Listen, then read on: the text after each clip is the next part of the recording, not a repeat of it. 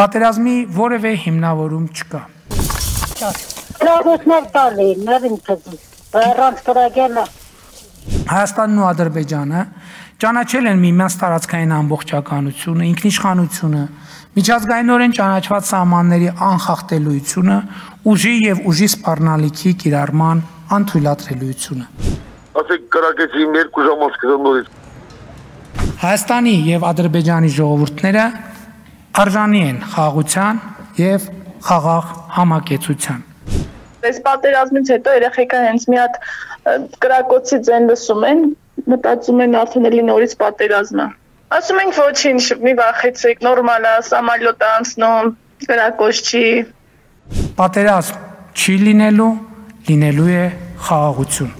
Խաղաղության մասին Փաշինյանի վստահ ելույթին զուգահեռ Հայաստանի արևելյան բնակավայրերում հյուսիսից հարավ ադրբեջանական սադրիչ կրակոցների մասին են պատմում մարդիկ։ Սյունիքի մարզի Խնածաղ գյուղում այս գիշեր նորից լսվել են ադրբեջանցիների կրակոցները։ Եկավ մի հատ ոչերն են տալին, նորից 2 ժամանց կցան նորից։ Այդ եկավ քշերամեջ մի 4 անգամ կրկնում էլի։ Խնածաղցիներն ասում են մարտի 22-ից ամեն գիշեր թշնամին սրում է զենքերը, անկանոն կրակ բացում։ Կարող եկան դատակ տնտեսական նրանցել կպածին։